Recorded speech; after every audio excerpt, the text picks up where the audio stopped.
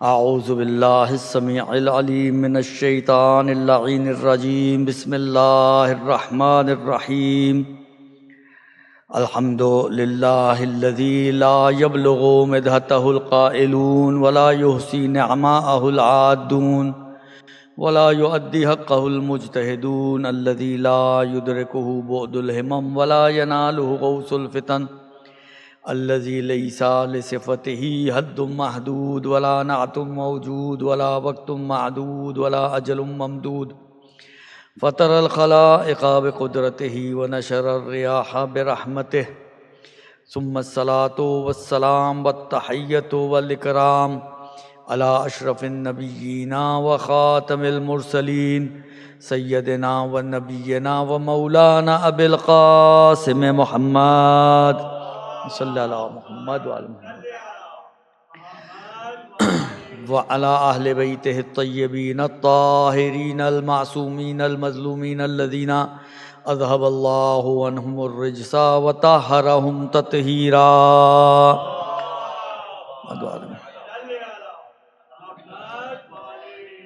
لا سیما علی الامام المنتظر والحجۃ الثانی عشر ولعنۃ الدائم علی اعدائہم اجمعین من الآن إلى قيام يوم الدين أما بعد فقد قال الله تبارك وتعالى في كتابه الكريم وقوله الحق وهو أصدق القائلين بسم الله الرحمن الرحيم ومن آياته أن خلق لكم من أنفسكم أزواجا لتسكنوا إليها وجعل بينكم مودة ورحمة إن في ذلك لآيات لقوم يتفكرون درود بھیج دیں محمد و آل محمد پر محمد وعلی محمد۔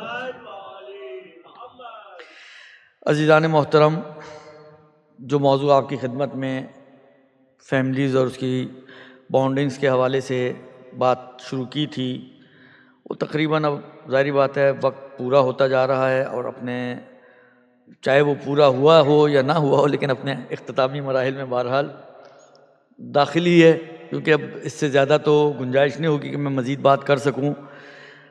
کہ جس موضوع پر ہماری بات چل رہی ہے وہ اب یہ ہے کہ والدین اور بچوں کی آپس کی بانڈنگز یہ کیسے بہتر بنائی جا سکتی ہیں، یہ کیسے مضبوط کی جا سکتی ہیں تاکہ بچوں کی شخصیت نکھر سکے، بچوں کی شخصیت میں نکھار پیدا ہو، ان کے اندر اعتماد بالنفس پیدا ہو۔ یہ ساری وہ چیزیں ہیں کہ جو ایک بچے کی شخصیت کو بنانے میں دخالت رکھتی ہیں، اس بچے کو خود اعتماد بنانے میں، اس بچے کی شخصیت کو مکمل کرنے میں، ان ساری باتوں کا اثر ہے جو میں آپ کی خدمت میں بیان کر رہا ہوں۔ خاص طور پر میرے جوان بچے، دوست، بھائی کہ جن کے شادیاں ہوئی ہیں، بچے ابھی ہیں یا ہو رہے ہیں یا آ رہے ہیں، ان کی زندگیوں میں اضافہ ہو رہا ہے ان کی تعداد میں، تو ان کے لیے بہرحال یہ باتیں زیادہ اہمیت کی حامل ہیں کہ انہیں اپنے بچوں کو کس نہج پر لے کر آگے بڑھنا چاہیے۔ اسلامک اور خاص طور پر اہل بیت علیہم السلام کی اس بارے میں کیا ہماری لیے رہنمائی ہے کہ ہمیں کس چیز کا خیال رکھنا چاہیے اور کن خطوط کے اوپر اپنے بچوں کی تربیت کو آگے بڑھانا چاہیے تاکہ ہمارے بچے معاشرے کا، دیکھیں یہی آپ جملے تو ہمیشہ سنتے ہیں کہ جی یہ بچے اس مثلا فرض کریں اس ملک کا یا اس قوم کا جو ہے وہ آئندہ ہے۔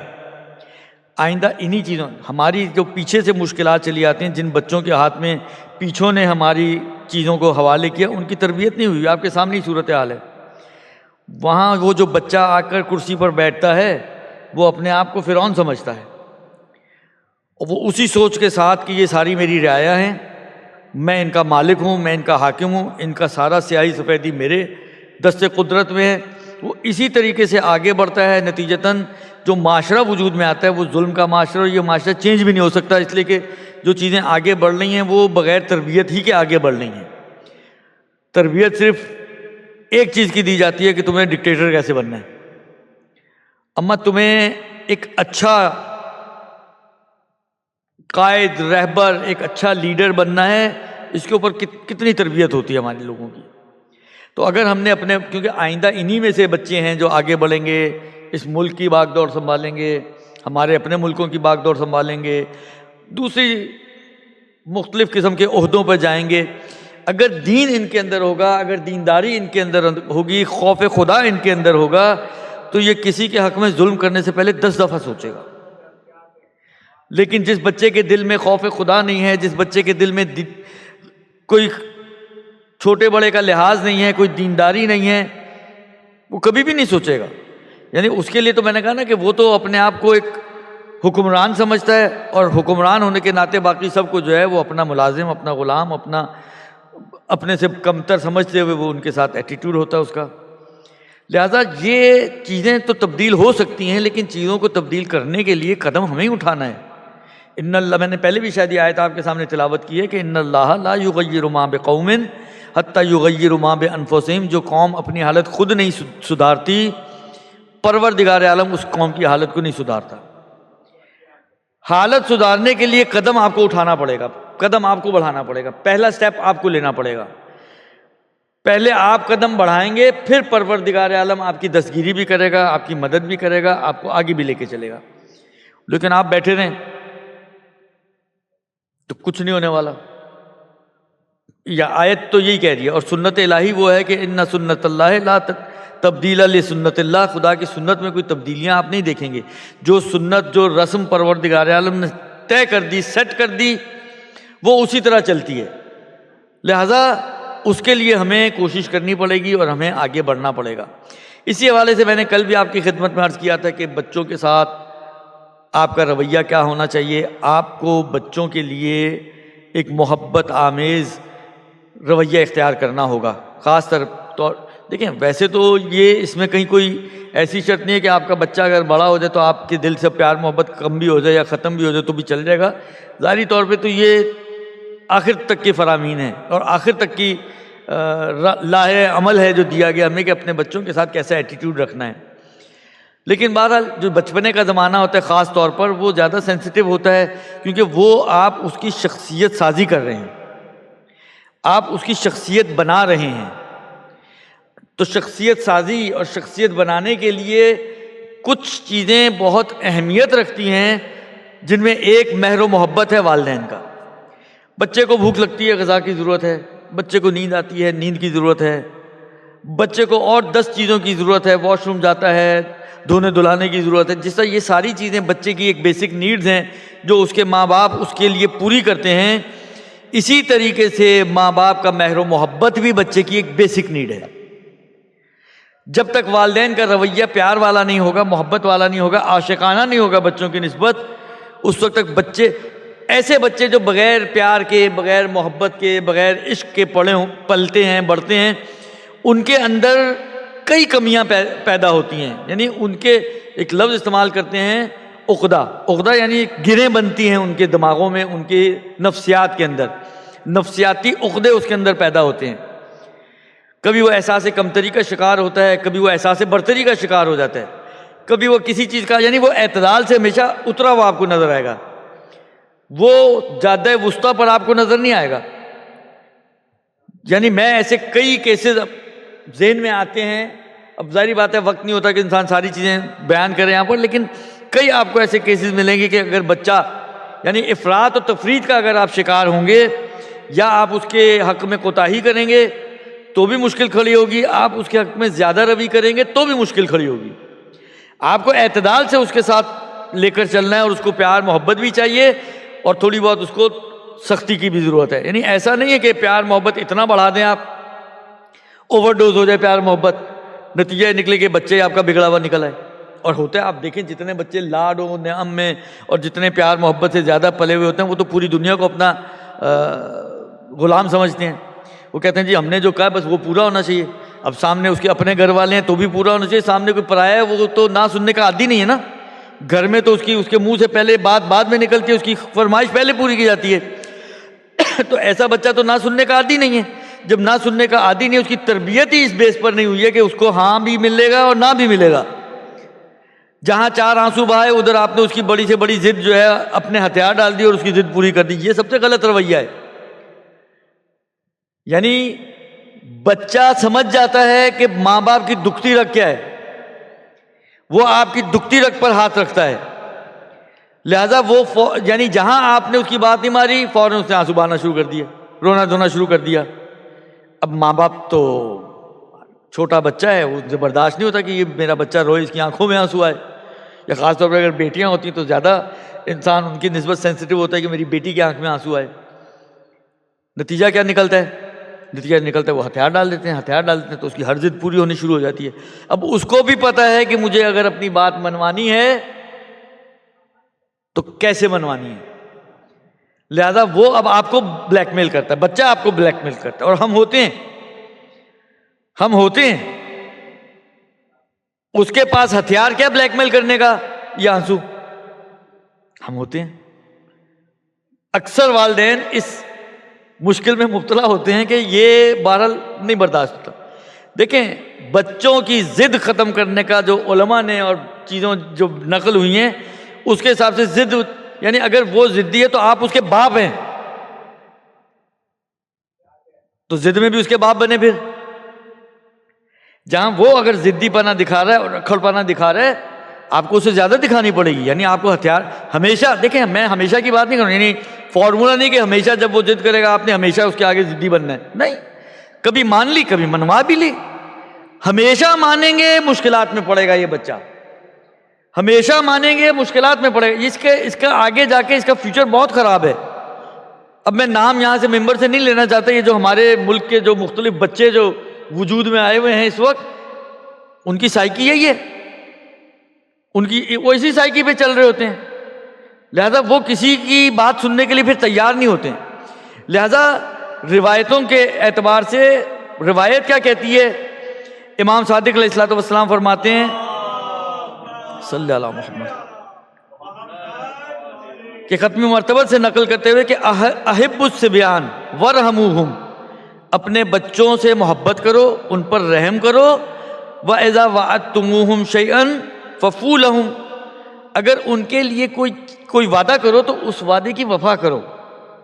فَإِنَّهُمْ لَا يَرَوْنَ إِلَّا أَنَّكُمْ تَرْزَقُونَهُمْ، یہ عجیب جملہ ہے، کہتے ہیں اس کی وجہ حکمت یہ ہے کہ وہ تمہیں اپنا رازق مانتے ہیں، تمہیں دیکھ کر رازق کا کانسیپٹ اس کا کلیئر ہونا ہے کہ رازق وعدے کی وفا کرتا ہے یا وعدے کی خلاف ورزی کرتا ہے۔ یعنی آج آپ کا یہ اس کے وعدے کو کیے ہوئے وعدے کو پورا کرنا، کل کو اس کے لیے خدا کے کانسیپٹ کو کلیئر کرے گا کہ خدا جب میرا باپ رازق تھا اس نے کبھی میرے وعدے کی ناخلافی نہیں کی، وعدہ خلافی نہیں کی، تو پروردگار عالم جو رازق کل ہے وہ کیسے خلاف ورزی کر سکتا ہے؟ تو یہ آپ کے اس اعتبار سے بہت اہم تربیتی نقطہ ہے کہ یہ وعدہ کرو نہیں، اگر کیا ہے تو کسی بھی طریقے سے اس کو پورا کرو، پھر اس کو پورا کرنے کی آپ کو کوشش کرنی ہے، یا کرنا نہیں تھا اگر کیا ہے تو اس کو پورا کرنا چاہیے۔ لہذا اب یہ احترام تو کرنا ہے ہمیں بچوں کا محبت بھی کرنی ہے، پیار محبت بھی ہے، احترام بھی ہے، ان کو ویلیو دینا ہے، بچوں کی بات کو اہمیت دیں۔ دیکھیں میں اکثر ایک بات کہا کرتا ہوں جو میں نے تھوڑا بہت جو جس کو کہیں نا مشاہداتی چیز ہے یہ، کہ ایران میں آپ چلے جائیں، وہاں پر آپ کسی بھی بچے کو پکڑیں، چھوٹا سا بھی بچہ ہوگا نا، یعنی انٹرویو اگر آپ کرنے کھڑے ہوں، ایک تو کمال کانفیڈنس ہوگا اس کے اندر، دوسرا وہ اس اپنے بچپنے کے ساتھ بھی بات ایسے کرے گا، میری نظر یہ ہے، میری ویو یہ ہے، میرا رائے یہ ہے، جو بتاتا ہے کہ اس کے اندر جس کو کہتے ہیں کوٹ کوٹ کے کانفیڈنس بھرا ہوا ہے۔ اور اسی کے مقابلے میں آپ ہمارے بچوں کو کھڑا کرتے ہیں تو گھبراتے ہیں، پہلے تو کھڑا ہونے سے، پھر کھڑا ہو بھی جائیں تو لرزتی ٹانگوں کے ساتھ انٹرویو دے بھی دے تو سر کہیں پیر کہیں بات کہیں، کہہ کچھ رہے ہیں سمجھ کچھ آ رہا ہے، وہ اس قسم کی کہانیاں ہوتی ہیں۔ تو بچوں کو جو آپ ویلیو دیتے ہیں ان کی، اس کا ایک چھوٹا سا مظہر اور مصداق کیا ہے؟ مثلا عید ہے نا، بچوں کو آپ نے عید کے کپڑے دلوانے، بجائے اس کے کہ آپ اپنی پسند کے کپڑے لے کر آئیں یا ماں جائے اور ماں خود ہی چوز کر کے لے آئے، آپ بچوں کو ساتھ لے کر جائیں، اس سے چوز کروائیں۔ اچھا فرض کریں اب ذوق تو مختلف ہوتے ہیں، بچوں کا ذوق تو بہت ہی مختلف ہوتا ہے بڑوں کے ذوق کی نسبت۔ اب فرض کریں وہ کسی کپڑے پر ہاتھ رکھ رہا ہے، کسی کھلونا لینے دلانا ہے آپ نے، کسی کھلونے پہ ہاتھ رکھ رہا ہے جو آپ کی سمجھ میں نہیں بھی آ رہا، دلا دیں اس کو، یہ اس کو کانفیڈنس دے گا۔ جب آپ اس کی بات کو ویلیو دیں گے وہ کل کو آپ کی بات کی ویلیو کرے گا، آپ کی بات کو ویلیو دے گا، اس لیے کہ آپ نے اس کو سکھایا یہ کہ سامنے والے کی بات کی اہمیت ہوتی ہے، اس کی بات کو ویلیو دینا چاہیے۔ جب آپ اس کو سکھائیں گے یہی چیز تو آگے سے آپ کو ریٹرن میں ملے گی بھی یہی چیز۔ لہذا کوشش کریں کہ اب یہاں پر ہمارے سامنے ایک روایت آتی ہے، اتفاقاً یہ بھی چھٹے امام کی روایت ہے، رسول خدا سے یہ کہتے ہیں رحم اللہ من اعان ولدہ علی برہ۔ اچھا یہ ایک روایت اور ایک روایت بعد میں آئے گی، یہ اس پہ میں شاید آخر میں اگر آج موقع ملا تو آپ کی خدمت میں عرض کروں گا اگر کچھ ٹائم بچ گیا تو، لیکن ابھی بات آئی ہے تو میں اس روایت کو مکمل کر دیتا ہوں۔ یہ بتاتی ہے کہ ہمیں ہمارا ایٹیٹیوڈ کیا ہونا چاہیے اس بچے کی نسبت۔ کہتے ہیں کہ پیغمبر فرماتے ہیں کہ خدا رحم کرے اس شخص پر کہ جو اپنے بچے کا مددگار ہے اس کے نسبت نیکی کرنے کے لیے۔ اب جب یہ جملہ کہا کہ بچے کا مددگار ہو کہ وہ بچہ اس شخص کی نسبت نیکی کرے تو لوگوں نے سوال کیا کہ یا رسول اللہ فکیف یعینہ علی برہ، یہ اس کو اپنے ساتھ نیکی کرنے پہ کیسے مدد کر سکتا ہے؟ رسول خدا نے فرمایا ایسے کہ یقبل میسورہ ویتجاوز عن معسورہ، اس کا جو میسور، آپ نے یہ جملہ آپ لفظ آپ کے لیے مانوس ہوگا، میسور اور معسور، عسر اور یسر، ان مع العسر یسرا فان مع العسر، عسر یعنی سختی، یسر یعنی آسانی۔ جو کام وہ کیا ہے یعنی اس کو آسان کام اگر دیا ہے اور اس نے کیا ہے اس کو اس سے قبول کر لو، یعنی اس کو یہ نہ کہو کہ کوئی اتنا بڑا کام تھوڑی ہے تم نے، یعنی اس کو اسی پہ اپریشیٹ کرو۔ شخصیت سازی کی بات ہو رہی ہے، اس کی شخصیت بنانی ہے آپ نے۔ جو کام اس کے لیے آسان تھا اگر اس نے انجام دیا ہے تو یقبل میسورہ، اس کے میسور کو، آسان کام کو، ہلکے کام کو قبول کرو، ویتجاوز عن معسورہ، اور جو کام اس کے لیے سخت تھا اور اس سے نہیں ہو پایا تو ایک تو یہ کہ اس کو چھوڑ دو، یعنی اس کے اوپر اس کو پکڑو نہیں، تجاوز کر جاؤ اس سے، یعنی اس سے گزر جاؤ، چھٹ گیا، نہیں کر پایا، پھر صرف یہ نہیں کہ چھٹ گیا تو آگے بڑھ جاؤ۔ مزاج ہے نا انسان کا، تو اللہ کے رسول نے اس کی اور مزید وضاحت کی کہ نہ اس کو ڈانٹو ڈپٹو، نہ اس کو جھڑکو اس کام کے اوپر کہ تم سے کیوں نہیں ہوا، تو تمہیں ایک اتنا سا کام۔ مسئلہ تعجب یہ ہوتی ہے کہ جب انسان یہ اتنے سے کام کی بات آتی ہے نا، جب خود کرنا پڑتا ہے تو وہ اتنا بن جاتا ہے، اور کسی اور کے حوالے کرتے تو وہ اتنا سا تو کام ہے۔ اب میں مثال کیا دوں جو مشہور و معروف مثال ہے ہمارے گھروں میں، مثلا فرض کریں ساس بہو کو بولتی ہے روٹیاں پکانے کا، اتنا سا تو کام ہے، اتنا سا کام ہے آپ پکا لیں۔ اچھا خود کھڑی ہوں گی تو وہ اتنا سا کام اتنا بڑا لگے گا، وہ بقول ان کے اتنا سا کام تو ٹائم بھی اتنا ہی لگنا چاہیے، وہ آدھا گھنٹہ لگا کے کچن کو میس کر کے پھر باہر نکلیں گی۔ دیکھیں مسئلہ یہ ہے کہ ہمیشہ انسان کو دوسرے کا کام ہمیشہ چھوٹا نظر آتا ہے، اپنا کام ہمیشہ بڑا نظر آتا ہے۔ اس سوچ کو چینج کرنے کی ضرورت ہے، اس سوچ کو چینج کرنے کی ضرورت ہے۔ رسول خدا کہہ رہے ہیں کہ دیکھو اگر اس نے کوئی آسان کام انجام دیے اوکے، اس سے قبول کر لو، یعنی اسی پہ خوش ہو جاؤ، اسی پہ راضی ہو جاؤ۔ یہ کہہ کے کہ یار یہ اتنا سا کام ہے، کون سا تم نے ہنر کیا، اس کو دھتکارو نہیں۔ اور اگر مشکل کام اس سے نہ ہو پایا مشکل ہونے کی وجہ سے تو اس سے گزر جاؤ، درگزر سے کام لو، ڈانٹو ڈپٹو نہیں، جھڑکو نہیں، اس کو مذمت اور ملامت نہ کرو کہ یار تم سے ایک کام نہیں ہو سکا۔ اب اس کا جو اس کے لیے مشکل ہے، کہنے والا تو یہ کہ یار چھوٹا سا ایک کام تھا، وہ آپ سے وہ چھوٹا سا بھی کام نہیں ہو سکا، لیکن آپ کے لیے چھوٹا سا ہو سکتا ہو، لیکن اس کے لیے اس کے مطلب بعض اوقات ہوتا ہے کہ اس کے قد سے بڑا ہے، اس سے نہیں ہو پا رہا۔ بعض لوگ جو ہیں وہ بعض چیزوں میں ان کا ذوق نہیں ہوتا، آپ ان کو ان کے ذوق کے خلاف والا کام دے دیں تو ان کے لیے وہی پہاڑ بن جاتا ہے۔ ہو سکتا ہے کام چھوٹا سا ہو لیکن اس کے لیے مشکل ہوتا ہے۔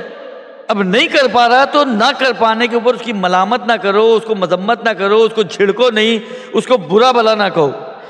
اس انداز سے اگر تم اپنے بچوں کے ساتھ زندگی گزارو گے یہ اس کی شخصیت بنائے گا۔ ہر قدم پہ میں پرسنلی میں اپنے خاندان کی مثال دے رہا ہوں، نام تو نہیں لوں گا ظاہری بات ہے، لیکن خاندان کی مثال دے رہا ہوں۔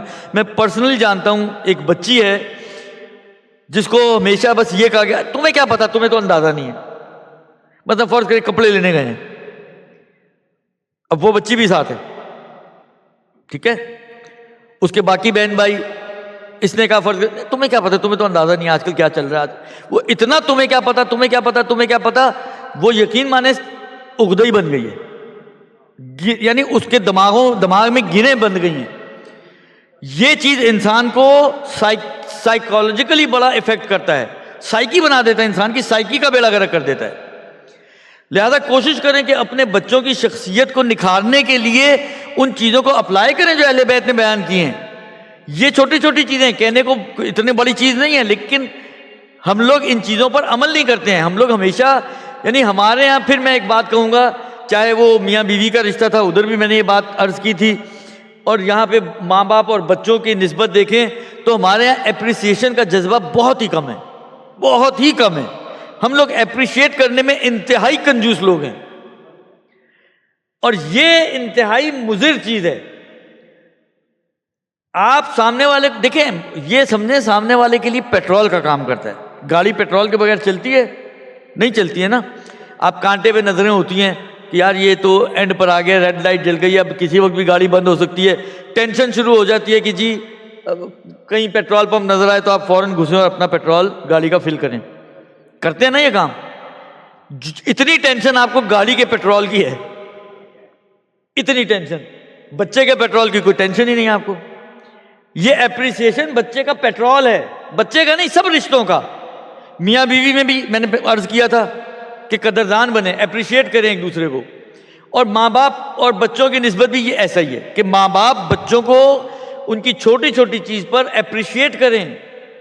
ایک شاید مجھے لگتا ہے کہ یہیں پر ہی شروع میں ایک بات کہی تھی، اس کو میں اگین ریپیٹ کروں گا، یہ میاں بیوی کے لیے بھی ہے اور یہاں پہ بھی بچوں کے لیے بھی ہے، کہ بچوں کو اپریشیٹ کرنے کا ایک طریقہ یہ ہے کہ اپنے گھروں میں چھوٹے چھوٹے کاموں پر اگر آپ خوش ہوتے ہیں، آپ کو لگتا ہے کہ اس نے کوئی اچھا کام کیا ہے، انعام دیں اس کو۔ منتظر انعام کے لیے میں نے پہلے شاید یہیں پہ عرض کیا تھا کہ انعام کو اتنا مشکل نہ بنائیں کہ انسان انعام کا سوچتے ہی خود انسان ہی بے ہوش ہو جائے۔ اور بیوی کو تو انعام دینا کا مطلب سمجھ لیں آپ ہاتھی پالنے کے برابر ہے۔ یہ غلطی ہے ہماری، یہ ہماری واقعی غلطی ہے۔ انعام کی اگر بات آتی ہے، دیکھیں انعام میں اہم چیز انعام نہیں ہوتی، اہم چیز اس کے پیچھے وہ جذبہ ہوتا ہے کہ جس جذبے کے تحت یہ انعام دیا جا رہا ہے۔ آپ مجھے ایک بات بتائیں کہ آپ زیارت امام حسین کے لیے جاتے ہیں نا، ایک قدم کے اوپر اتنا ثواب ہے، اس کی ایک قدم کی کیا ارزش ہے؟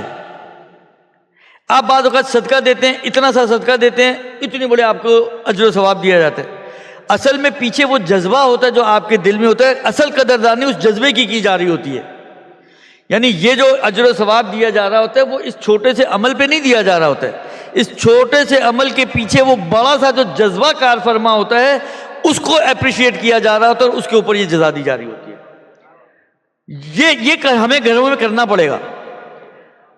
یعنی دلوں میں جو، یعنی آپ کسی کو اپریشیٹ کرتے ہیں، اس کا مطلب ہے آپ اس کے کام سے خوش ہو رہے ہیں نا، تو آپ اپنے جذبے کا اظہار کر رہے ہیں، تو اس جذبے کے اظہار کے اوپر کہ سامنے والے نے ایک اچھا کام کیا ہے، آپ اس کو اپریشیٹ کرتے ہیں۔ لہذا چیز کی چھوٹے اور بڑے ہونے کی طرف اہمیت نہ دیں، چھوٹے سے چھوٹی چیز بھی ہو، سامنے والے کو بھی سمجھنا چاہیے کہ بالآخر وہی والی بات ہے کہ ادھار تھوڑی واپس کر رہی مجھے، کہ میں کہوں یار میں نے تو اتنا دیا تھا، یہ تم کیا دے رہے ہو مجھے۔ وہ سامنے والے کے جذبے کو دیکھے، اس کی جذبے کی قدردانی کرے اور اس چھوٹے کو قبول کرے۔ بچوں کے ساتھ بھی یہ کام کریں، بڑوں کے ساتھ بھی یہ کام کریں، تو بہت ساری مشکلات انسان کی حل ہوتی ہیں۔ اچھا، روایتیں تو بہت ہیں، وقت بھی بہت زیادہ تیزی سے گزر رہا ہے، لیکن میں آپ کی خدمت میں عرض کروں، خلاصہ یہ ہے کہ بچوں کو آپ نے مہر و محبت کے ساتھ پرورش کرنی ہے، لیکن 3 باتیں بڑی اہم ہیں کہ ان باتوں کا خیال رکھنے کی ضرورت ہے۔ مہر و محبت کے اندر، یہ جو مہر و محبت کے ساتھ آپ نے بچے کو بڑا کرنا ہے، بچے کو پالنا ہے، اس میں 3 چیزوں کی بڑی اہمیت ہے۔ پہلی چیز یہ ہے کہ محبت میں اعتدال، وہی میں نے کہا نا، نہ افراط اچھا نہ تفریط اچھی، نہ بڑھانا اچھا، کوتاہی کریں گے تو بھی عقدہ ہی بنے گا، اور حد سے بڑھائیں گے تو بھی عقدہ ہی بنے گا۔ یہ آپ کے لیے تو درد سر بنے گا، دوسروں کے لیے بھی درد سر، اس کی توقعات بہت ہو جاتی ہیں، وہ آپ سے تو توقعات رکھتا ہے، وہ دوسروں سے بھی توقعات رکھتا ہے کہ جس طرح میرے ماں باپ میرے مطیع و فرما بردار ہیں، باقی بھی میرے مطیع و فرما بردار ہو جائیں۔ پھر اگر کوئی نہیں ہوتا تو اس کے ساتھ بدتمیزی کرتا ہے۔ یہ میں نے ایسے بچے دیکھے ہیں اپنی آنکھوں سے، میں بتا رہا ہوں آپ کو۔ لہذا نہ افراط ہونا چاہیے کہ آپ اس کو اتنا ڈیگریڈ کریں کہ وہ احساس کمتری کا شکار ہو جائے، نہ تفریط ہونی چاہیے کہ آپ اس کو تفریط ہو کے کمتری کا شکار ہو جائے، نہ افراط ہو اتنا بڑھا دیں کہ وہ احساس برتری کا شکار ہو جائے۔ احساس برتری کا شکار ہوگا تب بھی مشکل کھڑی کرے گا، احساس کمتری کا شکار ہوگا تب بھی مشکل کھڑی کرے گا، دونوں صورتوں میں مشکل کھڑی کرے گا۔ لہذا اس کو آپ نارمل اور درمیانی حصے پہ رکھیں، نہ بہت افراط نہ بہت تفریط، اعتدال کے ساتھ۔ لہذا روایت یہی کہتی ہے کہ محبت کے اظہار کے اندر جو ہے افراط و تفریط سے کام نہ لو، اس کو نارمل حد تک رکھو۔ روایت کا جملہ ہے، امام باقر علیہ الصلوۃ والسلام ارشاد فرماتے ہیں،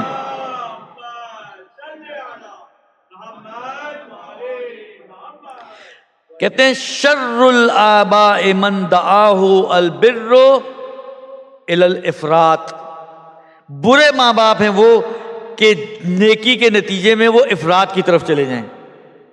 روایت کہہ رہی شر الآباء، برے لوگ، برے ماں باپ ہیں یہ، یعنی آئمہ کی نظر میں یہ اچھا باپ اور اچھی ماں نہیں ہے کہ جو نیکی میں، پیار میں، محبت میں، احترام میں افراط کرتے ہیں، نہیں زیادہ روی سے کام لیتے ہیں، اور اس افراط کے نتیجے میں اس کو فرعون بنا دیتے ہیں۔ اس کو جو ہے، میں نے کہا نا کہ وہ ہر کسی کو اپنا ملازم سمجھنا شروع ہو جاتا ہے، ہر کسی کو تحقیر کی نظر سے دیکھتا ہے۔ یہ برے ماں باپ ہیں۔ بعض کتابوں میں، روسو اپنی کتاب میں لکھتا ہے کہ بدبخت ترین بچے وہ ہیں کہ جن کو ان کے والدین اتنی ناز و نعم سے پالتے ہیں کہ دنیا اور دنیا کی یعنی گرمی سردی ان کو نہیں چکھاتے، اور دنیا کے اونچ نیچ جو ہے وہ اس سے ان کو آگاہ نہیں کرتے۔ یہ بچے انتہائی بدبخت بچے ہیں، اس لیے کہ ان کے پاس نہ دنیا کی گرمی سردی سہل کو تحمل کرنے کا کوئی اسٹیمنا ہے، نہ دنیا کی اونچ نیچ کو تحمل کرنے کا کوئی اسٹیمنا، یعنی بغیر اسٹیمنے کے ان کو بڑا کیا ہے۔ لہذا ہمارے سامنے روایتوں میں یہ جملہ ہمیں ملتا ہے، مثلا امام کاظم علیہ السلام فرماتے ہیں کہ یستحب صلی اللہ علیہ محمد والے، کہتے ہیں یستحب غرامت الغلام فی صغرہ لیکون حلیما فی کبرہ۔ عجیب جملہ واقعا، بہتر ہے کہ بچے کو بچپنے میں کچھ سختیوں اور دشواریوں کی عادت ڈالی جائے تاکہ بڑا ہو کر بردبار اور حلیم بنے۔ اگر اس کا مطلب، اس کو الٹا کر لیں قضیے کو، اگر آپ نے یہ عادت نہیں ڈالی تو بڑا ہو کے اس بچے سے بردباری کے اور تحمل مزاجی کا توقع نہ رکھیں۔ آپ یہ بچہ کبھی بھی متحمل مزاج نہیں بنے گا، اس لیے کہ آپ نے اس کو سختیوں کی عادت ہی نہیں ڈالی۔ جہاں سختی آئے گا وہاں سمجھیں یہ وہ لکڑی ہے جو فوراً ٹوٹ جائے گی، جہاں سختی آئے گی یہ فوراً لکڑی ٹوٹ جائے گی، اس لیے کہ اس کے اندر لچک نہیں ڈالی آپ نے۔ جب لچک ہی نہیں ہے اس کے اندر تو ٹوٹے گی نا۔ جھکتی تو وہ ہے جس کے اندر لچک ہو، جس شاخ میں لچک ہی نہ ہو وہ ٹوٹا کرتی ہے۔ لہذا امام کہتے ہیں کہ بہتر ہے کہ اس کو بچپنے میں تھوڑا بہت سختی کی عادت ڈالو تاکہ اس کو زمانے کی، دنیا کی گرمی سردی اتار چڑھاؤ کا آئیڈیا ہو، تاکہ جب یہ دنیا میں فلوٹ ہو جائے، دنیا میں، اور اپنی دنیا کی زندگی کا آغاز شروع کرے یعنی ماں باپ سے ہٹ کر، تو اس کے اندر اتنا اسٹیمنا ہو کہ وہ دنیا کو تحمل کر سکے، برداشت کر سکے اور فوراً ٹوٹے نہیں۔ تو ایک چیز جو اہم ہے، میں بہت شارٹلی آپ کی خدمت میں عرض کر رہا ہوں، وہ یہی ہے کہ اس کو دنیا کی سختی اور تلخی کا آپ نے اس کو مزہ چکھانا ہے تاکہ وہ آگے جا کے بردبار بنے۔ اچھا، پیچھے ایک بات آئی تھی، ان میں کوئی ٹکراؤ نہیں ہے، پیچھے انہوں نے کیا کہا تھا کہ اگر کوئی مشکل چیز ہو اس کے لیے تو اس کو درگزر کرو۔ اس میں یہ نہیں کہہ رہے ہیں کہ اگر اس کو مشکل میں آپ نے ڈالا اور اس کو مشکل لگ رہی ہے تو اب آپ اس کو ڈانٹیں ڈپٹیں، بٹ نہیں، وہ اپنی جگہ پر، یعنی ان دونوں کو آپ کو ملا کے چلنا پڑے گا کہ ڈالیں، اگر وہ کر پائے برداشت کرے تو فبیا۔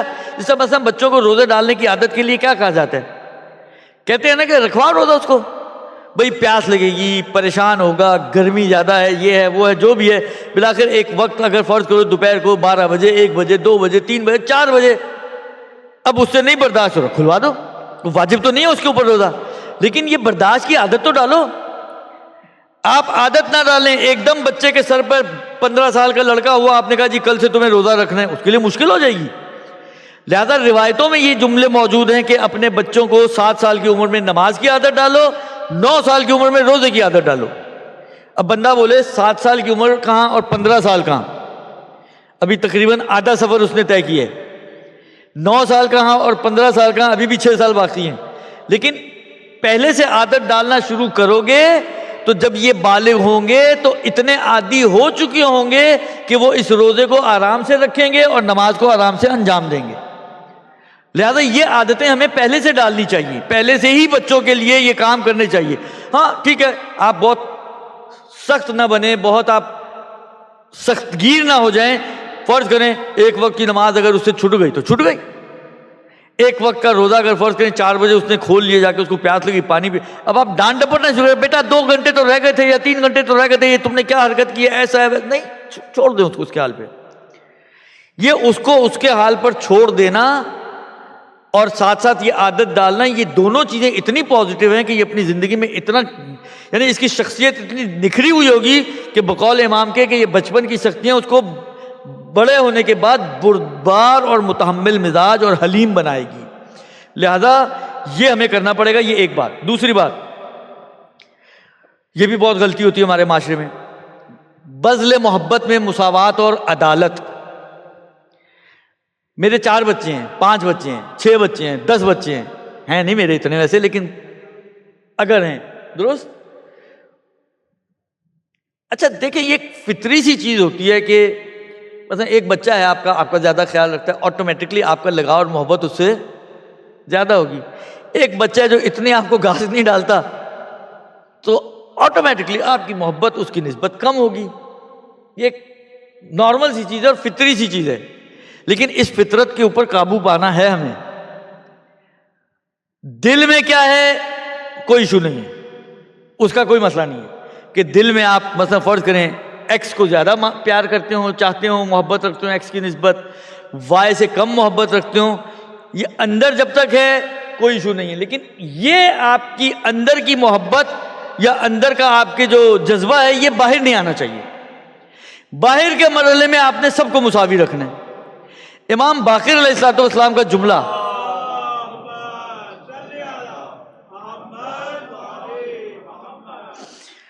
مولا فرماتے ہیں کہ میرا رویہ اپنے بعض بچوں کی نسبت، یعنی جس کو کہ میں اپنے دل سے اور رغبت سے یہ کام نہیں کرتا، مثلا بعض بچوں کے ساتھ جو پیار محبت کا میں اظہار کرتا ہوں وہ اظہار میرا میرے دل کی گہرائی سے یا میرے اندر سے نہیں ہے، یہ صرف ظاہری اعتبار سے بے رغبتی کی بنا پر ہے۔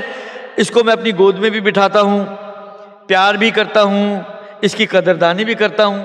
خوب بندہ بول سکتا نا کہ بھئی اگر نہیں دل چاہ رہا تو کیوں کر رہے ہیں؟ اچھا میں نے کہا نا کہ ہم لوگوں کے تو سارے اپنے معیار ہی اپنے بنائے ہوئے ہیں، دین بھی اپنا بناتے ہیں ہم، اور نظریات بھی اپنے ہی قائم کرتے ہیں، چاہے وہ اہل بیت کے ساتھ میچ کریں یا میچ نہ کریں۔ یعنی کتنے لوگ آپ کو ایسے ملیں گے جو اس قسم کی بات اگر آپ ان سے کہنا یار دل میں تمہارے کچھ بھی ہے رکھو، لیکن ہم منافق نہیں بن سکتے، ہم منافقانہ رویہ نہیں ہے، ہمارے جو دل میں ہے وہی زبان پر ہے۔ میں پہلے بھی عرض کر چکا ہوں کہ یہ کوئی ہنر نہیں ہے، کوئی اچھی عادت نہیں ہے، کوئی اچھی چیز نہیں ہے۔ ہمیشہ منہ چلانا، زبان چلانا اچھی چیز نہیں ہوتی ہے۔ اب چلیں میں اور آپ نے تو ٹائٹل دے دیجیے نا منافقانہ رویہ، امام باقر کو کیا کہیں گے؟ ہے جرت کسی میں کہنے کی؟ کوئی کچھ کہہ سکتے امام باقر کو؟ ہے کسی میں جرت؟ اگر اپنا ایمان آپ کو پیارا نہیں ہے تو کہہ لیں، اگر ایمان پیارا نہیں ہے تو کہہ لیں، لیکن مجھے نہیں لگتا کہ کسی کو اپنے ایمان سے اتنی دشمنی اور بغض ہو اپنے ایمان سے کہ وہ امام باقر علیہ السلام کی شان میں گستاخی کر کے اپنے ایمان کو خراب کرے۔ اس کا مطلب یہ کہ بعض جگہ پر دل میں کچھ اور ہو، زبان پہ کچھ اور ہو، اس میں کوئی قباحت نہیں ہے اگر شریعت آپ کو اس بات کی اجازت دیتی ہو تو۔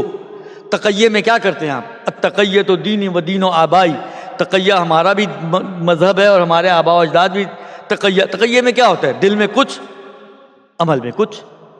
اب آپ کہہ دیں یہاں پہ بھی یہی بات کریں تو اس حدیث کو کہاں لے کر جائیں گے؟ آئمہ کون سے امام کی ہے جس کی زندگی تقیہ میں نہ گزری ہو؟ کیا کریں گے؟ کہاں لے کے جائیں گے؟ دیکھیں ہر بات سوچے سمجھے بغیر بولنے کی نہیں ہوتی ہے، اس لیے کہ بعض اوقات ہماری باتیں وہ ایسی باتیں ہوتی ہیں کہ وہ کہیں نہ کہیں ممکن ہے ہمارے ائمہ کے کلمات، ان کے اعمال، ان کے فرامین ان کے ساتھ کلیش کرتی ہوں، لہذا نہیں پتہ نہیں بولو، نہیں معلوم نہیں بولو، بولنے کا شوق ہے پہلے اچھی معلومات حاصل کرو پھر بولو۔ یعنی آپ دیکھیں امر بالمعروف جیسی نیکی، یعنی اتنی بڑی نیکی ہے کہ بعض اوقات بعض جگہ پر آپ کو روایتیں ملیں گی کہ بعض قوموں پر صرف عذاب آیا اس وجہ سے ہے کہ اس میں جو نیک لوگ تھے انہوں نے برے لوگوں کو سمجھانا، بتانا، سکھانا بند کر دیا۔ ان کے وہ نیک تھے، نیک ہونے کے باوجود لپیٹ میں آئے، کیوں؟ امر بالمعروف نہیں کرتے تھے۔ کتنی بڑی نیکی ہے، لیکن اس کی اولین شرطوں میں سے ایک شرط یہ ہے کہ امر بالمعروف اور نہی عن المنکر کرنے کے لیے ضروری ہے کہ آپ کو معروف کا علم ہو اور منکر کا علم ہو۔ وہاں پہ بھی کہتے ہیں نہیں معلوم نہ بولو بھائی، آپ کو نہیں پتا کہ یہ نیک کام ہے یا اس شکل میں نیک کام ہے یا نیک کام نہیں ہے، نہ بولو، آپ کی ذمہ داری نہیں ہے بولنا۔ بولنا اس وقت ذمہ داری بنتا ہے کہ جب آپ کے پاس علم ہو۔ لہذا مساوات، ائمہ کہتے ہیں، امام باقر کیا کہتے ہیں کہ میں بٹھاتا ہوں گود میں، پیار بھی کرتا ہوں، قدردانی بھی کرتا ہوں، سب کچھ کرتا ہوں۔ ہاتھ باندھ کے مولا سے عرض کریں مولا اگر نہیں دل چاہ رہا تو نہ کریں، کیوں کرتے ہیں؟ مولا نے وجہ بتائی ہے اس کی۔ مولا کہتے ہیں کہ میں اس لیے یہ کام کرتا ہوں کہ تاکہ، یعنی یوں سمجھ لیں کہ اس جملے کے حساب سے یہ بچہ قدردانی کے لائق نہیں ہے، تھوڑا سا نالائق بچہ ہے۔ نالائق اس سینس میں کہ وہ اس کا استحقاق نہیں ہے کہ اس کو اس طرح سے پیار کیا جائے یا اس طرح سے اس کی قدردانی کی جائے یا اس کو اپنی گود میں بٹھایا جائے، یہ ان چیزوں کو ڈیزرو نہیں کرتا۔ اس کے مقابل میں یقیناً امام کے ایسے بچے ہیں جو یہ چیزیں ڈیزرو کرتے ہیں۔ امام کہتے ہیں وہ جو ڈیزرو کرتے ہیں وہ تو کرتے ہیں، لیکن جو ڈیزرو نہیں کرتا میں اس کے ساتھ بھی یہ سارے کام کرتا ہوں، کیوں؟ تاکہ میرے جو وہ بچے جو ڈیزرو کرنے والے ہیں، ڈیزرونگ بچے ہیں، وہ ان کے شر سے محفوظ رہیں، وہ ان کے شر سے محفوظ رہیں۔ پھر حضرت یوسف کا قصے کی طرف اشارہ کیا کہ حضرت یوسف کے قصے میں کیا ہوا، کہا یہ کوئی قصے کہانی نہیں ہے، یہ نمونہ اور مثال کے طور پہ پروردگار عالم نے یہ سورہ نازل کیا ہے کہ میں نہیں چاہتا کہ جو کام یوسف کے بھائیوں نے یوسف کے ساتھ کیا وہی کام میرے یہ والے بچے جو ڈیزرونگ نہیں ہیں وہ ان بچوں کے ساتھ کریں جو ڈیزرونگ ہے، کہ ان کی نسبت حسد کا شکار ہو جائیں اور حسد کا شکار ہو کر ان کو نقصان پہنچائیں۔ یہ اتنی واضح سی مثال ہے ہمارے سامنے، اور قرآن کا قصہ اتنا روشن اور واضح ہمارے سامنے کہ واقعاً اگر انسان غور کرے تو حضرت یوسف کے ساری مشکلات کا سبب کیا بنا؟ باپ کی زیادہ محبت حضرت یوسف کی نسبت، جو سبب بنی کہ باقی بھائیوں کے دل میں حضرت یوسف کے لیے حسد پیدا ہو جائے، اور پھر وہ سارا قصہ وجود میں آیا جو آپ کا پڑھا ہوا سنا ہوا قصہ ہے، جس کی طرف میں ابھی نہیں جانا چاہتا۔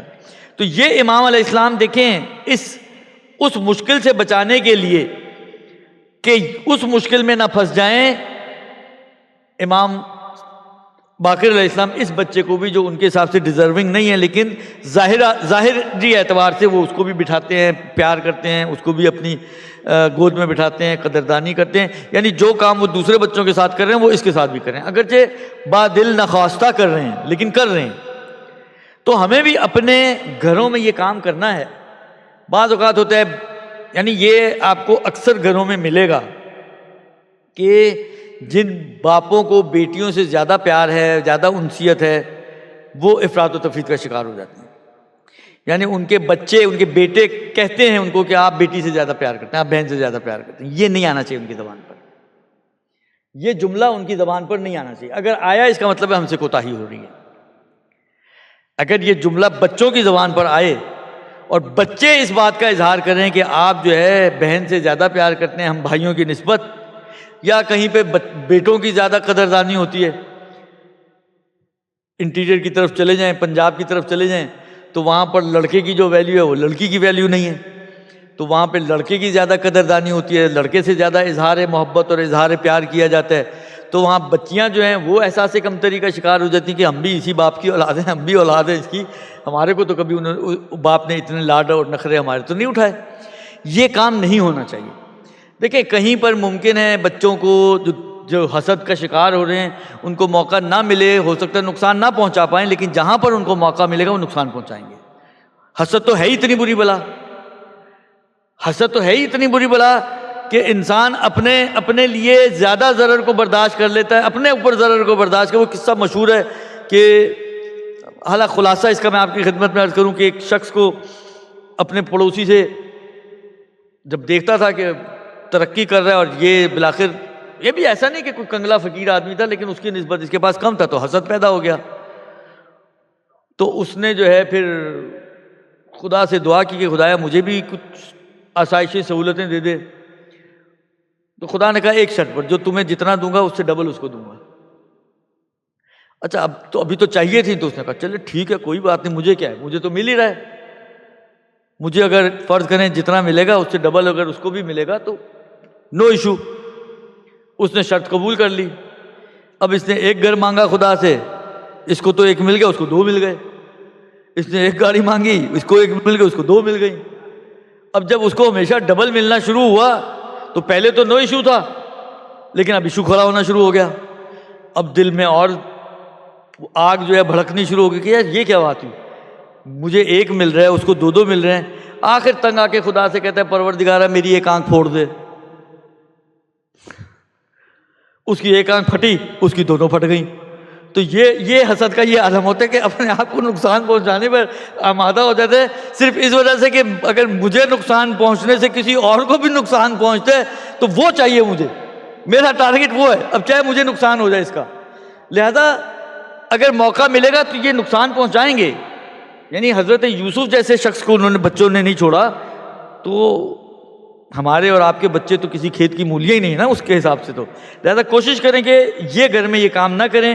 لہذا رسول خدا صلی اللہ علیہ وآلہ وسلم کی روایت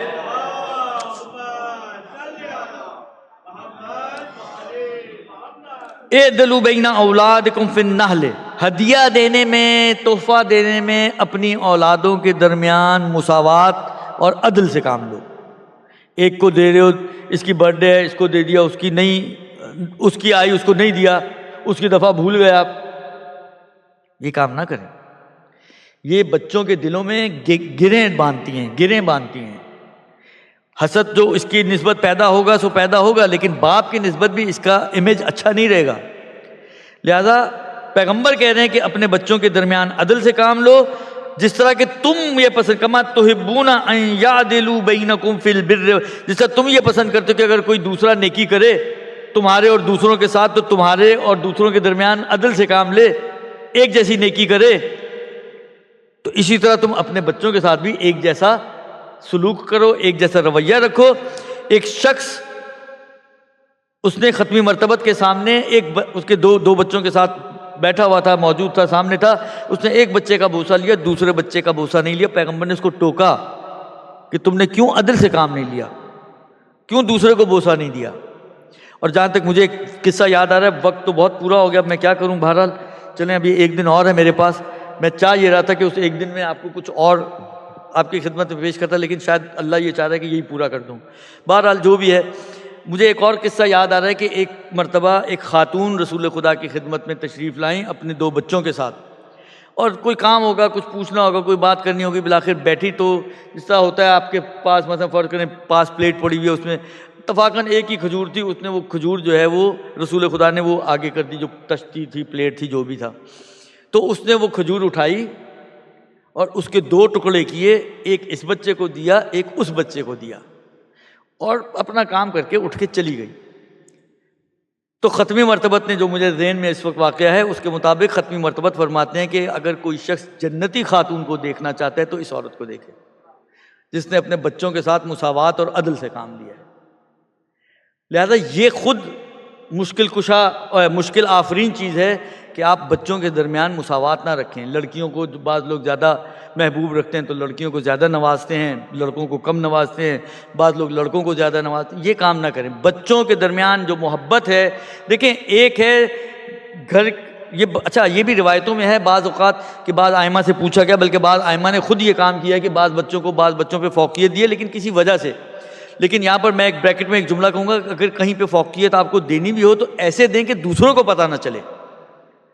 آپ نے کسی بچے کو زیادہ دینا بھی ہے تو اس انداز سے دیں کہ سب کے سامنے ایک جیسا دیں، الگ سے اس کو اور دینا چاہتے ہیں تو اور دیں، تاکہ یہ چیز سبب نہ بنے کہ اس بہن یا بھائی کی نسبت اور باپ کی نسبت جو ہے ان کا امیج خراب ہو، ان کی سوچ کا اینگل بگڑے اور گھر کے ماحول جو ہے وہ خراب ہو۔ لہذا یہ دو چیزیں، تیسری ایک اور چیز تھی وہ انشاءاللہ کل آپ کی خدمت میں عرض کروں گا۔ باقی تو میں نے کہا نا کہ ابھی رشتے تو اور بھی ہیں لیکن اب وقت میں گنجائش نہیں ہے، اس لیے جتنا ہو گیا اگر اس پہ بھی ہم عمل کر لیں، میں سمجھتا ہوں کہ وہ بھی، کیونکہ باقی رشتے چچا تایا پھوپھی ماموں خالہ وہ نارملی گھروں میں رہتے نہیں ہیں ساتھ، رشتے ضرور ہوتے ہیں لیکن گھروں میں ساتھ رہتے نہیں ہیں۔ گھروں میں رہنے والے رشتے یہی ہیں، ماں باپ ہیں، بہن بھائی ہیں آپس میں، یہ جو آپ کی امیڈیٹ فیملی ہے وہی ہے تقریباً۔ تو اس کے اوپر تو کم و بیش بات ہو ہی گئی ہے، اس لیے کوشش کریں کہ ان چیزوں کو ہم اپنی زندگیوں میں لے کر آئیں تاکہ ہماری آئندہ زندگیاں جو ہیں ان میں مشکلات کم سے کم ہوں، گھروں کے جو ٹوٹنے کے سلسلے ہو رہے ہیں ان کو روکا جا سکے، ان کی روک تھام ہو سکے اور اس فیملی سیٹ اپ کے اندر کچھ بہتری آ سکے۔ بس ایک چھوٹی سی میری کوشش تھی کہ کچھ باتیں آپ تک منتقل کر دوں۔ اب مجھے نہیں معلوم، خیر اندازہ تو ہو جاتا ہے لیکن یہ آپ کے ذوق کی باتیں تھیں نہیں جو آپ لوگوں کو سننی پڑیں، درست؟ اور ٹھیک ہے، مسئلہ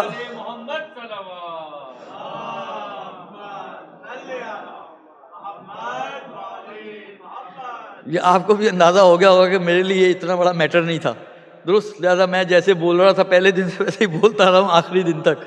بہرحال انشاءاللہ اگلے مولانا آئیں گے، وہ آپ کے ذوق کی اور آپ کے شوق کی باتیں کریں گے۔ بالآخر وہ بھی دین ہے، یہ بھی دین ہے، دونوں چیزیں دین کا حصہ ہیں، سیکھنا سب کچھ ہے ہمیں۔ آدھا دین لے لیں، آدھا دین چھوڑ دیں۔ آپ کو یاد ہوگا کہ جابر ابن عبداللہ انصاری کا ایک خواب نقل کیا جاتا ہے کہ جابر امیر المومنین کی خدمت میں آئے، آ کے مولا کی خدمت میں عرض کرتے ہیں کہ اے علی میں نے ایک خواب دیکھا ہے اور بڑا عجیب و غریب خواب دیکھا ہے۔ کہا کیا دیکھا؟ اس خواب میں تو کافی ساری 6-7 چیزیں تھیں ظاہراً، لیکن ایک چیز جو اس وقت میں آپ کی خدمت میں پیش کرنا چاہ رہا ہوں، نے کہا کہ میں نے خواب دیکھا کہ ایک بہت ہی خوبصورت سفید رنگ کا پرچم ہے، انتہائی خوبصورت پرچم، لیکن اس کے تمام تر خوبصورتی کے باوجود کوئی بھی اس کو پورا لینے پہ تیار نہیں ہے۔ جو آتا ہے اس میں سے ایک ٹکڑا نکالتا ہے، آگے بڑھ جاتا ہے، جو آتا ہے ایک ٹکڑا نکالتا ہے، پورا پرچم لینے پہ کوئی تیار نہیں ہے۔ تو اس کی کیا تعبیر ہے؟ تو مولا نے کہا یہ آخری زمانے کا اسلام ہے، وہ پرچم اسلام کا پرچم ہے، کوئی بھی پورا اسلام لینے پہ تیار نہیں ہوگا، جس کو جو پسند آئے گا وہ اس میں سے نکالے گا اور اس کو لے کے چلا جائے گا، پورا اسلام لینے کے لیے کوئی تیار نہیں ہوگا۔ کم و بیش ہم لوگوں کے یہی حال ہے، جو ہمیں چیزیں پسند آتی ہیں، جو ہمارے ذوق کی ہوتی ہیں ان کی طرف ہم جاتے ہیں، ان کو لیتے ہیں، ان کو سیکھتے ہیں، باقی دین ہمارا گرے کیا بالکل بلیک ایریے میں پڑا ہوا ہے۔ زندگی کیسے گزارنی ہے، لوگوں کے ساتھ کیسے اٹھنا بیٹھنا ہے، پڑوسیوں کے کیا حق و حقوق ہیں، یعنی آپ کے جس ملک میں آپ لوگ رہتے ہیں یہاں پر بہرحال سٹرکٹنس ہے، تو ہم لوگ اسی وجہ سے قابو میں، ورنہ ہم لوگ ماشاءاللہ وہ قوم ہے کہ اگر آج ہمارے اوپر سے ڈنڈے اٹھ جائیں تو پھر نہ ہم یہ سوچتے ہیں کہ کسی پڑوسی کو پریشانی ہو رہی ہے، نہ ہم یہ سوچتے ہیں کہ کسی پڑوسی کو اذیت ہو رہی ہے۔ یعنی ہمارے گھروں کا حال، ہماری جس ملک سے میں آیا ہوا ہوں، آپ کو پتہ ہے میں پہلے بھی سنا چکا ہوں اس ملک کے قصے آپ کو، کہ یہ حال ہوگا کہ ہم عزاداری کے نام پر جو ہے لوگوں کو، جس کو کہ بلیک میل کرتے ہیں، امام حسین کے نام پہ لوگوں کو بلیک میل کرتے ہیں۔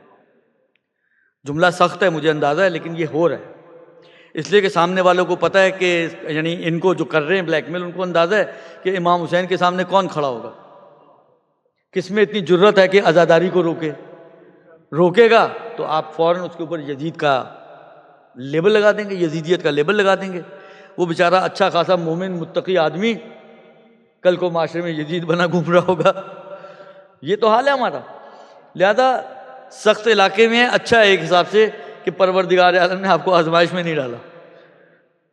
جس دن خدا نے ہمیں آزمائش میں ڈالا تو دودھ کا دودھ، پانی کا پانی ہو جائے گا۔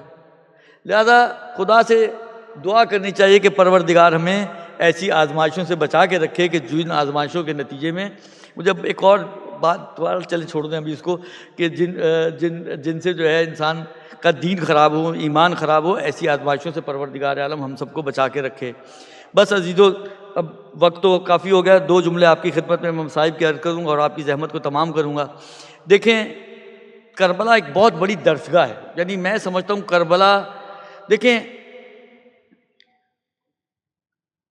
کربلا ایک حصہ ہے اہل بیت کی زندگیوں کا، یعنی اگر اہل بیت کی پوری زندگی آپ امیر المومنین سے بلکہ پیغمبر سے شروع کریں اور پیغمبر سے لے کر 11ویں، کیونکہ 12ویں امام کی تو زندگی ظاہری بات ہے ہمارے سامنے ہے نہیں، تو اس لیے میں 11ویں امام تک کی بات کر رہا ہوں۔ پیغمبر سے لے کر 11ویں امام تک کی 13 معصوموں کی جو پوری زندگی کا زمانہ ہے، احاطہ ہے، اس میں کربلا ایک حصہ ہے۔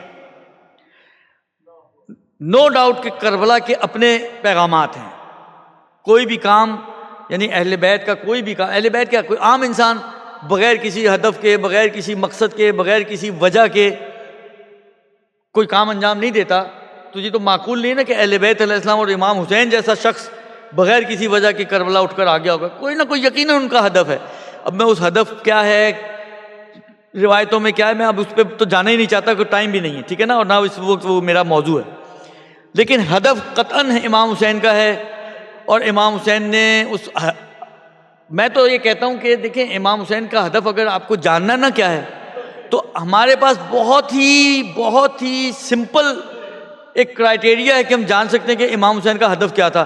آپ یہ دیکھ لیں کہ امام حسین کی شہادت کے بعد بیویوں نے اور امام سجاد نے کس چیز کا پرچار کیا، بس وہی امام کا ہدف تھا، اس لیے کہ پرچار ہمیشہ ہدف کا کیا جاتا ہے۔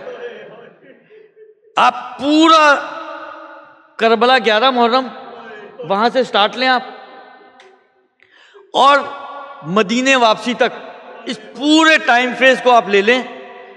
اب 1 سال پر محیط ہے، اسی سال کا چیلوں میں، اس میں بھی میں پڑھنے کا ابھی وقت نہیں ہے، لیکن اس پورے ٹائم فریم کو لے لیں آپ۔ اس پورے ٹائم فریم میں آپ بیویوں کے خطبے اٹھا کے دیکھ لیں، آپ امام سجاد کے خطبے اٹھا کے دیکھ لیں، انہوں نے پرچار کس چیز کا کیا، بس وہی ان کا ہدف اور ٹارگٹ تھا۔ اس لیے کہ جو پرچار کرتا ہے انسان ہمیشہ اپنے ہدف اور ٹارگٹ کو پرچار کرتا ہے، ادھر ادھر کی باتیں لوگوں کے ساتھ نہیں کرتا، جبکہ اس کو پتہ ہے کہ اس نے یہاں سے گزر کے چلے جانے۔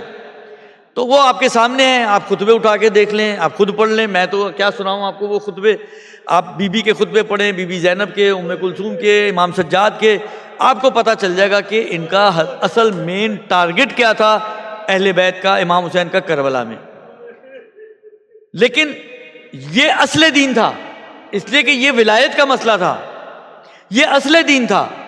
اور ولایت میں آنے کے بعد ولایت میں باقی رہنے کے لیے باقی چیزوں کی بھی ہمیں ضرورت ہے، جو میں پہلے بھی آپ لوگوں کی خدمت میں عرض کر چکا ہوں۔ بس عزیزو، کربلا بہت کچھ سیکھنے کو ملتا ہے انسان کو۔ آپ سوچیں، شب عاشور ہے اور امام مظلوم نے 1 رات کی مہلت لی ہے، کچھ وقت عبادت کرنے کے بعد اب میرے مولا ذرا خیموں کا جائزہ لینے نکلے۔ چلتے چلتے مولا ایک خیمے کے قریب پہنچے، دیکھا یہ ام فروہ کا خیمہ ہے۔ مولا نے سنا ام فروہ قاسم کو لے کے بیٹھی ہیں اور قاسم کو آمادہ کر رہی ہیں کہ دیکھو بیٹا قاسم، میرا تعلق بنی ہاشم سے نہیں ہے، کل جب جہاد شروع ہوگا سب سے پہلے تم نے قربانی پیش کرنی ہے، کیونکہ اگر تم پیچھے رہ گئے تو لوگ حسن کو تو کچھ نہیں کہیں گے، لیکن لوگ کہیں گے کہ فروہ کے دودھ کی کوتاہی تھی کہ قاسم جو ہے وہ آگے نہ بڑھا۔ دیکھو مجھے بی بی فاطمہ کے سامنے شرمندہ نہ کرنا۔ آگے بڑھے، دیکھا ام لیلہ اکبر کو لے کے بیٹھی ہیں۔ کم و بیش ام لیلہ کے بھی اسی قسم کے جملے تھے کہ بیٹا اکبر دیکھو، کل جب جہاد کا وقت آئے تو سب سے پہلے تمہیں اپنے باپ پہ قربان ہونا ہے، ایسا نہ ہو کہ تم پیچھے رہ جاؤ اور لوگ کہیں کہ لیلہ کے دودھ کی کمی تھی، حسین کے خون میں تو کوئی کمی نہیں تھی، مجھے فاطمہ زہرا کے سامنے شرمندہ نہ کرنا۔ اور آگے بڑھے، دیکھا ام کلثوم رو رہی ہیں کہ پروردگارا میرا تو کوئی اولاد ہی نہیں ہے، میں کسے پیش کروں گی۔ تو انہوں نے سنا کہ حضرت عباس جناب ام کلثوم سے یہ جملہ کہہ رہے ہیں کہ اے بہن ام کلثوم تم گھبراؤ نہیں، میں تمہاری طرف سے قربان ہوں گا. اور آگے بڑھے، دیکھا زینب اور محمد کو لے کے بیٹھی ہیں. ایک مرتبہ زینب بچوں کو سمجھا رہی ہیں کہ دیکھو تمہارے اندر ایک طرف سے جعفر طیار کا خون ہے تو دوسری طرف سے علی مرتضیٰ کا. تمہیں شجاعت کے وہ جوہر دکھانے ہیں کہ لوگ سمجھ جائیں کہ یہ علی کا نواسہ اور جعفر طیار کے پوتے ہیں. اور آگے بڑھے، دیکھا ام رباب کا خیمہ ہے، بس آخری جملے، ام رباب کا خیمہ ہے اور ام رباب جھولے کے پاس بیٹھی ہیں، سر جھولے پہ رکھا ہوا ہے اور گریہ کر رہی ہے کہ اے اصغر تو اتنا چھوٹا ہے، اے کاش تو اس قابل ہوتا کہ گھٹنیوں کے بل بھی چل کے جا سکتا، میں تجھے قربان کرتی. میرا دل یہ کہتا ہے کہ امام مظلوم نے یہ کہا ہوگا کہ اے رباب تم گھبراؤ نہیں، تم پریشان نہ ہو، کل تمہارا بیٹا ایسا جہاد کرے گا کہ لوگ اکبر کے جہاد کو بھول جائیں گے. اور ہوا بھی یہی کہ جب عاشور کا دن آیا، ایک مرتبہ جب حسین نے صدائے استغاثہ بلند کی حل من ناصر ینصرنا، تو ایک مرتبہ ایک ننھے سے بچے نے اپنے آپ کو جھولے سے نیچے گرا دیا. خیموں میں گریے کی آواز بلند ہوئی. حسین نے آواز دی، زینب میں ابھی زندہ ہوں، ابھی سے کیوں گریہ کر رہی ہو؟ کہا آقا جیسے ہی آپ نے آواز دی ایک مرتبہ اصغر نے اپنے آپ کو جھولے سے گرا دیا. حسین آئے، ایک مرتبہ کہا زینب اصغر کو لے آؤ. زینب نے اصغر کو گود میں اٹھایا، لے کے جانا چاہتی تھی کہ صحن میں ام رباب سے ملاقات ہو گئی. دیکھا ام رباب نے دیکھا کہ زینب اصغر کو لے کے جا رہی ہیں. کہا بی بی آقا زادی تھوڑی دیر کے لیے اصغر میرے حوالے کر دیں. میں کہوں گا اے بی بی آپ کا دل نہیں چاہ رہا کہ اصغر جائے؟ بی بی کہیں گی نہیں ایسی بات نہیں ہے، اصغر جائے گا، جہاد کرنے جائے گا، مگر تیار تو ہو جائے اصغر. ایک مرتبہ اصغر کو لے کے گئی خیمے میں، نیا کرتا پہنایا، بالوں میں کنگھی کی، ایک چھوٹا سا رومال اصغر کی کمر پہ باندھا، آستینوں کو پلٹا، کا چھوٹا ہے تو کیا ہوا، ہے تو علی کا پوتا، پوری شان و شوکت سے جائے گا. اصغر کو لے کے گئے. ایک مرتبہ تیر چلا، 3 بھال کا تیر جو گردن گھوڑے کی گردن توڑنے میں استعمال ہوتا تھا، 3 بھال کا تیر چلا. اصغر کا گلا ایک کان سے دوسرے کان تک کٹ گیا. ارباب اعضاء ایک مرتبہ حسین لے کر آئے، خیمے کے پیچھے لائے، ایک ننھی سی قبر کھودی، ننھی سی قبر کھود کے اصغر کو دفن کیا. مگر جب شام غریبہ سے پہلے ایک مرتبہ سروں کو تلاش کرنا شروع کیا، لاشوں سے سروں کو جدا کرنا شروع کیا. جب سر گنے تو ایک سر کم تھا. کہا ارے ایک سر کم ہے. ارے کسی نے کہا حسین خیمے کے پیچھے گئے تھے ننھے سے بچے کو لے کے. ارباب اعضاء جملہ سنیں گے، ایک مرتبہ نیزے لے کر زمین میں گارتے ڈھونڈنا شروع کیا. بس ارباب اعضاء ایک مرتبہ ایک موقع وہ آیا، نیزہ زمین میں گیا، جب باہر نکلا ننھا سا لاش اصغر کا نیزے پہ معلق ہو گیا.